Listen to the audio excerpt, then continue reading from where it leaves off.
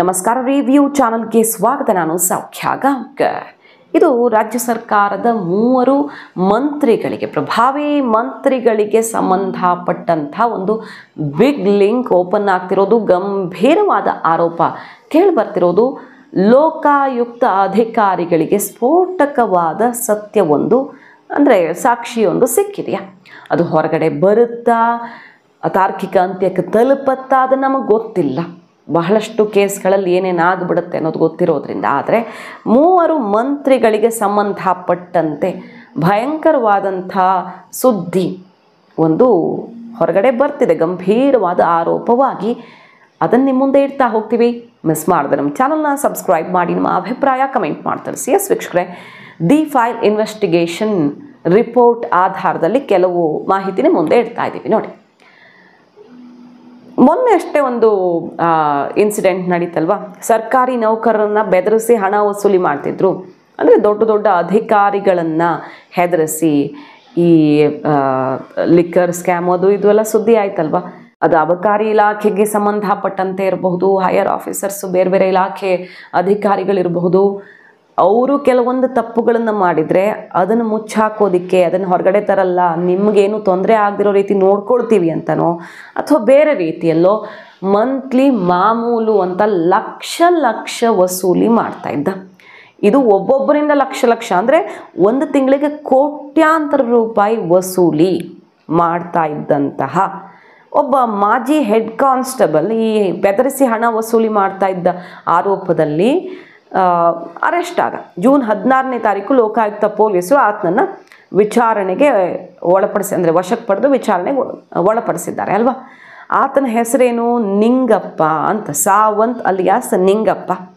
ವಿವಿಧ ಇಲಾಖೆಗಳಲ್ಲಿ ಲೋಕಾಯುಕ್ತ ಹೆಸರು ಹೇಳಿಕೊಂಡೇ ಆತ ದಾಳಿ ಮಾಡಿಸ್ತೀನಿ ಅಂತ ಹೆದರಿಸಿ ವಸೂಲಿ ಮಾಡ್ತಿದ್ದ. ತಿಂಗಳು ಆತನಿಗೆ ಇಷ್ಟಿಷ್ಟು ಮಾಮೂಲು ಬರಬೇಕಿತ್ತು. ರೆಡ್ ಹ್ಯಾಂಡ್ ಆಗಿ ಆತ ಸಿಕ್ಕಿಬಿದ್ದ ಅಂತ ಮೊನ್ನೆ ಒಂದು ಜೋರು ಸುದ್ದಿ ಆಯಿತು.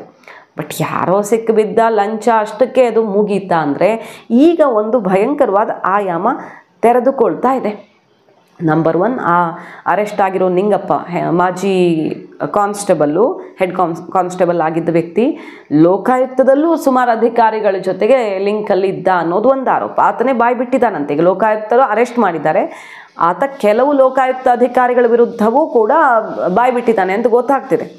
ಒಂದು ತಿಂಗಳಿಗೆ ಕೋಟಿ ವಸೂಲಿ ಮಾಡ್ತಿದ್ದ, ಅಧಿಕಾರಿಗಳಿಂದ ಕೋಟಿ ವಸೂಲಿ ಮಾಡ್ತಾ ಇದ್ದಂತಹ ಈ ನಿಂಗಪ್ಪ, ಅರೆಸ್ಟ್ ಆಗಿರುವಂತಹ ಆರೋಪಿ ನಿಂಗಪ್ಪನಿಗೆ 3 ಪ್ರಭಾವಿ ಮಂತ್ರಿಗಳ ಲಿಂಕ್ ಇತ್ತ. ಅಂದರೆ ಈಗ ಹೊರಗಡೆ ಬರ್ತಿರೋ ರಿಪೋರ್ಟ್ ಏನಂದರೆ, ಆ 3 ಪ್ರಭಾವಿ ಸಚಿವರ ಆಪ್ತ ಕಾರ್ಯದರ್ಶಿಗಳು ಈ ನಿಂಗಪ್ಪನ ಜೊತೆಗೆ ನಿಕಟ ಸಂಪರ್ಕವನ್ನು ಹೊಂದಿದ್ದರು ಅನ್ನುವಂಥ ವಿಚಾರ ಈಗ ಅಂಥದ್ದೊಂದು ಗಂಭೀರವಾದ ಆರೋಪ ಈಗ ಕೇಳಿಬಂದಿದೆ. ಪ್ರಕರಣದಲ್ಲಿ ಭಾಗಿಯಾಗಿದ್ದಾರೆ ಅನ್ನುವಂಥ ಆರೋಪಕ್ಕೆ ಗುರಿಯಾಗಿರುವ SP ಶ್ರೀನಾಥ್ ಜೋಶಿ ಅವರೊಂದಿಗೆ ಮುಖ್ಯಮಂತ್ರಿ ಸಚಿವಾಲಯದ ಉನ್ನತ ಅಧಿಕಾರಿಗಳಿಬ್ಬರು, 3 ಮಿನಿಸ್ಟರ್ಗಳ ಆಪ್ತ ಕಾರ್ಯದರ್ಶಿಗಳು ಮತ್ತು 2 ಮುಖ್ಯಮಂತ್ರಿ ಸಚಿವಾಲಯದ ಉನ್ನತ ಅಧಿಕಾರಿಗಳು ನಿಕಟ ಸಂಪರ್ಕ ಹೊಂದಿದ್ದರು ಅಂತ ಆರೋಪ ಕೇಳಿಬರ್ತಿದೆ. ಕೆಲವು ಪ್ರಕರಣಗಳಲ್ಲಿ ಅವರು ನೇರವಾಗಿ ನೆರವನ್ನು ಕೋರಿದ್ದರು ಅಂತ ಗೊತ್ತಾಗ್ತಿದೆ. ಈ ನಿಟ್ಟಿನಲ್ಲಿ ತನಿಖೆ ಕೂಡ ಈಗ ಶುರುವಾಗಿದೆಯಂತೆ. ತನಿಖೆ ಏನಾಗುತ್ತೆ ಅನ್ನೋದು ಗೊತ್ತಿಲ್ಲ. ಬಟ್ ಇನಿಷಿಯಲಿ ತೆರೆದುಕೊಂಡಿರುವಂಥ ಸ್ಫೋಟಕ ಅಂಶಗಳಿವೆಲ್ಲ. ವಜಾಗೊಂಡಿರುವಂಥ ಮುಖ್ಯ ಪೇದೆ ನಿಂಗಪ್ಪ ಎನ್ನುವ ವ್ಯಕ್ತಿ ಸುಮಾರು ಜನ KS ಅಧಿಕಾರಿಗಳಿಂದ, 8-10 ಜನ KS ಅಧಿಕಾರಿಗಳಿಂದ ಹಣವನ್ನು ವಸೂಲಿ ಮಾಡ್ತಿದ್ದ. ಇದಕ್ಕೆ ಸಂಬಂಧಪಟ್ಟಂತೆ ಸಚಿವರು, ಆಪ್ತ ಕಾರ್ಯದರ್ಶಿಗಳ ಹೆಸರು ಸೇರಿದಂತೆ ಹಲವು ಹೆಸರನ್ನು ಈಗ ಬಾಯಿ ಬಿಟ್ಟಿದ್ದಾನಂತೆ. ಆತ ಪೊಲೀಸರ ಹೆಸರನ್ನು ಬಾಯಿ ಬಿಟ್ಟಿದ್ದಾನಂತೆ. ಸುಮಾರು ಸೀನಿಯರ್ ಪೊಲೀಸ್ ಆಫೀಸರ್ಸ್ ಹೆಸರನ್ನು ಕೂಡ ಆತ ಬಾಯಿ ಬಿಟ್ಟಿದ್ದಾನೆ ಅಂತ ಹೇಳಲಾಗ್ತಿದೆ. ವಿಧಾನಸೌಧದಲ್ಲಿರೋ ಸಚಿವರ ಆಪ್ತ ಕಾರ್ಯದರ್ಶಿಗಳ ಹೆಸರನ್ನು ಆತನೇ ಹೇಳಿದ್ದಾನೆ ಅಂತ ಈಗ ಮಾಹಿತಿ ಹೊರಗಡೆ ಬರ್ತಿದ್ದು. ಇನ್ವೆಸ್ಟಿಗೇಷನ್ನಿಂದ ಇದು ಎಲ್ಲ ಖಚಿತವಾಗಬೇಕು. ಅದರ ನಡುವೆ ಏನೇನಾಗುತ್ತೆ ಅನ್ನೋದು ಗೊತ್ತಿಲ್ಲ. ಆದರೆ CM ಆಫೀಸ್ನ ಕೆಲವು ಅಧಿಕಾರಿಗಳು 3 ಪ್ರಭಾವಿ ಮಂತ್ರಿಗಳ ಆಪ್ತ ಕಾರ್ಯದರ್ಶಿಗಳಿಗೂ ಈ ತಿಂಗಳಿಗೆ ಕೋಟಿ ವಸೂಲಿ ಮಾಡುವ ನಿಂಗಪ್ಪನಿಗೂ ನಿಕಟ ಸಂಬಂಧ ಇತ್ತು ಅನ್ನೋ ರಿಪೋರ್ಟ್ ಬರ್ತಿದೆ. ನೋಡಿ, ಸಿದ್ದರಾಮಯ್ಯನವರು ಮೊದಲ ಅವಧಿಗೆ CM ಆಗಿದ್ದಾಗ ಲೋಕಾಯುಕ್ತದ ಅಧಿಕಾರ ಮೊಟಕುಗೊಳಿಸಲಾಯಿತು. ಯಾಕಂದರೆ ಆಗು ಒಂದಿಷ್ಟು ಇಂಥದ್ದೇ ಹಣ ಭಾಸ್ಕರ್ ರಾವ್ ಅದು ಇದು ನೋಡಿರ್ತೀರಲ್ವ ನೀವು, ಗಂಭೀರ ಆರೋಪಗಳು, ಹಣದ ವಸೂಲಿ ಎಲ್ಲ ನಡೆದಿತ್ತಲ್ವ. ಅದಾದ ಮೇಲೆ ಯಾರ್ಯಾರ ಕಾರಣಗಳು ಏನೇನಿದ್ವೋ ಒಟ್ಟಿನಲ್ಲಿ ಲೋಕಾಯುಕ್ತ ಅಧಿಕಾರ ಮೊಟಕುಗೊಳಿಸಲಾಯಿತು. ಭ್ರಷ್ಟಾಚಾರ ನಿಗ್ರಹ ದಳ ಅಂತ ACBಯನ್ನು ಸ್ಥಾಪನೆ ಮಾಡಿದರು. ಈಗ ಮತ್ತೆ ACB ಬಿಟ್ಟು ಲೋಕಾಯುಕ್ತಕ್ಕೆ ಬಲ ತುಂಬಿಸಿ ಅವ್ರಿಗೆ ಬೇಕಾದಂಥ ವ್ಯವಸ್ಥೆ ಮಾಡಿಕೊಡ್ತೀವಿ ಅಂತ ಸರ್ಕಾರ ಮತ್ತೆ ಶುರು ಮಾಡಿದ್ದೆಲ್ಲ ಆಗಿದೆಯಲ್ವ. ಈಗ ಸಿದ್ದರಾಮಯ್ಯನವರ 2ನೇ ಅವಧಿಯಲ್ಲಿ ಲೋಕಾಯುಕ್ತದ ಹೆಸರಲ್ಲೇ ಗಂಭೀರವಾದ ವಸೂಲಿ ಪ್ರಕ್ರಿಯೆ ನಡೀತಿತ್ತು ಅನ್ನುವ ವಿಚಾರ ಆ ಕೇಸ್ ಬಿದ್ದಿದ್ದು ಮುಂದೆಲ್ಲೆಗೆ ಬಂದಿದೆ. ಲೋಕಾಯುಕ್ತ ಸಂಸ್ಥೆಯ ವಿಶ್ವಾಸಾರ್ಹತೆಯನ್ನು ಮತ್ತಷ್ಟು ತೀವ್ರವಾಗಿ ಈಗ ಪ್ರಶ್ನಿಸುವಂತಾಗಿದೆ ಇದೊಂದು ಬೆಳವಣಿಗೆಯಿಂದ. ಯಾಕಂದರೆ ಲೋಕಾಯುಕ್ತರೇ ಆತನನ್ನು ಬಂಧಿಸಿದ್ದಾರೆ. ಆತ ಸುಮಾರೆಲ್ಲ ಸಾಕ್ಷಿ ಹೊರಗಡೆ ಇಟ್ಟಿದ್ದಾನಂತೆ ಈಗ ಗ್ರಿಲ್ ಮಾಡಿದ ಮೇಲೆ. ಆದರೆ ಲೋಕಾಯುಕ್ತ ಅಧಿಕಾರಿಗಳ ಹೆಸರು ಕೇಳಿಬಂದಿದೆ ಆತನ ಬಾಯಲ್ಲಿ. ಅದು ವಿಪರ್ಯಾಸ. ಕೋಟ್ಯಾಂತರ ರೂಪಾಯಿ ವಸೂಲಿ ಮಾಡ್ತಿರೋದಕ್ಕೆ ಸಂಬಂಧಪಟ್ಟಂತೆ ಗಂಭೀರವಾದ ಆರೋಪ ಅಷ್ಟೇ ಅಲ್ಲ, ಪುರಾವೆ ಸಾಕ್ಷಿಗಳನ್ನು ಕಲೆ ಹಾಕಲಾಗಿದೆ.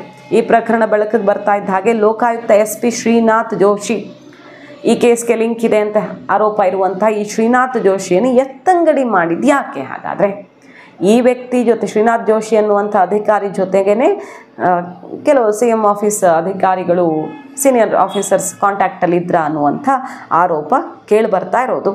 ಹಣಕ್ಕಾಗಿ ಬೇಡಿಕೆ ಮತ್ತು ಹಣ ಕೊಡದೇ ಇದ್ದರೆ ಹಲವು ಅಧಿಕಾರಿಗಳಿಗೆ ಬೆದರಿಕೆ ಒಡ್ಡೋದು, ಅವ್ರ ಮೇಲೆ ಆ್ಯಕ್ಷನ್ ಆಗುತ್ತೆ ಅಂತ ಅಬಕಾರಿ ಕೇಸು ಅಂತ ಆಯ್ತಲ್ಲ, ಒಂದಿಷ್ಟು ದಿನ ಸದ್ದು ಮಾಡ್ತಲ್ಲ, ಆವಾಗ ನಿಮ್ಮ ಮೇಲೆ ಕೇಸ್ ಆಗದಿರೋ ರೀತಿಯಲ್ಲಿ ನೋಡ್ಕೊಳ್ತೀನಿ ಅಂತ ಕೆಲವರಿಂದ ವಸೂಲಿ ಮಾಡಿರ್ತಾನೆ. ಆದರೂ ಅವ್ರ ಮೇಲೆ ಮತ್ತೆ ಕೇಸ್ ಬೀಳುತ್ತೆ. 100ಕ್ಕೂ ಹೆಚ್ಚು ಅಬಕಾರಿ ಅಧಿಕಾರಿಗಳು ನೋಡಿ, ಒಂದ್ಸಲ ನಂಬರ್ ನೋಡಿ, 100ಕ್ಕೂ ಹೆಚ್ಚು ಅಬಕಾರಿ ಅಧಿಕಾರಿಗಳು ತಿಂಗಳಿಗೆ ಕನಿಷ್ಠ 1 ಲಕ್ಷ ವಸೂಲಿ ಅಂದರೆ ಆತನಿಗೆ ಕೊಡ್ತಾಯಿದ್ರು, ಆತ ವಸೂಲಿ ಮಾಡ್ತಾ ಇದ್ದ.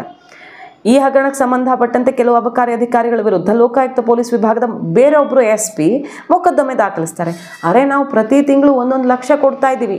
ಎಷ್ಟು? 100ಕ್ಕೂ ಅಧಿಕ ಅಧಿಕಾರಿಗಳು ತಿಂಗಳಿಗೆ 1 ಲಕ್ಷ. ಎಷ್ಟಾಯಿತು ಅಲ್ಲಿಗೆ? ಸೊ ಆ ಥರ ಎಷ್ಟೋ ಬೇರೆ ಬೇರೆ ಡಿಪಾರ್ಟ್ಮೆಂಟ್ನಿಂದ ಕೋಟಿ ವಸೂಲಿ ಮಾಡ್ತಿದ್ದ ಈ ವ್ಯಕ್ತಿ. ಒಂದು ಡಿಪಾರ್ಟ್ಮೆಂಟಲ್ಲೇ ಇಷ್ಟು.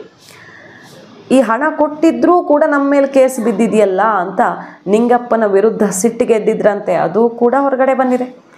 ಕ್ರಿಪ್ಟೋ ಕರೆನ್ಸಿಯಲ್ಲಿ ಹೂಡಿಕೆ ಮಾಡಿಸಿದ್ನಂತೆ ಇತ್ತು. ಹಣ ವಸೂಲಿ ಮಾಡ್ತಾ ಇದ್ದ ಈ ವ್ಯಕ್ತಿ ಲೋಕಾಯುಕ್ತದ ಕೆಲವು ಅಧಿಕಾರಿಗಳಿಂದಾನೇ ಕ್ರಿಪ್ಟೋ ಕರೆನ್ಸಿಯಲ್ಲಿ ಹೂಡಿಕೆ ಮಾಡಿಸಿದ್ದ ಅನ್ನೋದು ಕೂಡ ಗೊತ್ತಾಗ್ತದೆ. ಬೆಂಗಳೂರು ನಗರ ಹೊರತುಪಡಿಸಿ ಉಳಿದ ಜಿಲ್ಲೆಗಳ ಲೋಕ SP-ಗಳಿಂದಲೂ ಕ್ರಿಪ್ಟೋ ಕರೆನ್ಸಿಯಲ್ಲಿ ಮಧ್ಯವರ್ತಿಗಳ ಮೂಲಕ ಹೂಡಿಕೆ ಮಾಡಿಸಿದ್ನಂತೆ. 20 ಲಕ್ಷದ ಕಾರು ಮೊನ್ನೆಯಷ್ಟೇ ಆತ ಖರೀದಿ ಮಾಡಿದ್ದ ಇದೇ ಹಣದಿಂದ ಅಂತ ಕೂಡ ಗೊತ್ತಾಗ್ತಿದೆ. ಈ ಥರ ವಸೂಲಿ ಮಾಡಿದ್ದ ಹಣ ಅಂತ. ವಿಶೇಷವಾಗಿ BDA, ಅಬಕಾರಿ ಇಲಾಖೆ, ವಿವಿಧ ಇಲಾಖೆಗಳಿಗೆ ಸಂಬಂಧಪಟ್ಟಂತೆ ಈತನ ಕಾರುಬಾರು ನಡೀತಾ ಇತ್ತು. ಈಗ SP ಕೋನವಂಶಿ ಕೃಷ್ಣ, ಲೋಕಾಯುಕ್ತ SP ಕೋನವಂಶಿ ಕೃಷ್ಣ ಅವರು ಈತನನ್ನು ಬಂಧಿಸಿರೋದು, ವಿಚಾರಣೆಗೆ ಒಳಪಡಿಸಿದಾಗ ಇಷ್ಟೆಲ್ಲ ಸಾಕ್ಷ್ಯಾಧಾರಗಳು ಮೊಬೈಲ್ನಲ್ಲೂ ಪತ್ತೆಯಾಗಿದೆಯಂತೆ. ಆತ ಏನೇನು ಮಾಡ್ತಾ ಇದ್ದ, ಲೋಕಾಯುಕ್ತ ಪೊಲೀಸರ ಸಹಕಾರದೊಂದಿಗೇ ಆತ ಕೆಲಸ ಮಾಡ್ತಿದ್ದ, ಇಂತಹ ಕುಕೃತ್ಯವನ್ನು ಮಾಡ್ತಿದ್ದ ಅನ್ನೋದು ಕೂಡ ಪತ್ತೆಯಾಗಿದೆಯಂತೆ ಮೊಬೈಲ್ ಸಾಕ್ಷಿಯ ಮೂಲಕ. ನಿಂಗಪ್ಪ ಮೂಲತಃ ಚಿತ್ರದುರ್ಗದ ಹೊಸದುರ್ಗದಲ್ಲಿ ನಿರ್ವಹಿಸ್ತಾ ಇದ್ದ ಹಿಂದೆ. ಆ ಅವಧಿಯಲ್ಲಿ SP ಶ್ರೀನಾಥ್ ಜೋಶಿ, ಈಗ ಎತ್ತಂಗಡಿ ಮಾಡಿದಾರಲ್ಲ ಆ ವ್ಯಕ್ತಿಯೂ ಕೂಡ ಕಾರ್ಯನಿರ್ವಹಿಸ್ತಾ ಇದ್ರು ಅನ್ನೋದು ಗೊತ್ತಾಗಿದೆ. ಸೊ ಅಲ್ಲಿಂದ ಎಲ್ಲ ಲಿಂಕ್ ಆಗಿ ಏನೇನೋ ಭಯಂಕರವಾದ ಒಂದು ಜಾಲ ರೂಪುಗೊಂಡಿತ್ತು ಅನ್ನೋದು ಒಂದು ಕಡೆ. ಆದರೆ ಭ್ರಷ್ಟಾಚಾರ ಇಂಥದ್ದು ನಡೀತಾನೆ ಇರುತ್ತೆ. ಬಟ್ 3 ಪ್ರಭಾವಿ ಮಂತ್ರಿಗಳ ಆಪ್ತ ಕಾರ್ಯದರ್ಶಿಗಳ ಜೊತೆಗೆ ನಿಕಟ ಸಂಪರ್ಕ ಸತ್ಯವಾ? ಯಾವ್ಯಾವ ಆಫೀಸ್ಗೆ ಈತನ ಲಿಂಕ್ ಇತ್ತು ಅನ್ನೋ ಆಯಾಮ ಈಗ ತೆರೆದುಕೊಳ್ತಾ ಇದ್ದು ಸರ್ಕಾರಕ್ಕೆ ಎದುರಾಗಲಿದೆಯಾ ಶಾಕ್? ಗೊತ್ತಿಲ್ಲ. ಲೋಕಾಯುಕ್ತ ಅಧಿಕಾರಿಗಳ ಕೈಯಲ್ಲಿ ಇದೆ ಇದೆಲ್ಲ. ಮಾಹಿತಿ ನಿಮ್ಗೆ ಇಷ್ಟ ಆಗಿದ್ರೆ ಮಿಸ್ ಮಾಡಿದ್ರೆ ನಮ್ಮ ಚಾನಲ್ನ ಸಬ್ಸ್ಕ್ರೈಬ್ ಮಾಡಿ, ನಿಮ್ಮ ಅಭಿಪ್ರಾಯ ಕಮೆಂಟ್ ಮಾಡಿ ತಿಳಿಸಿ. Thank you.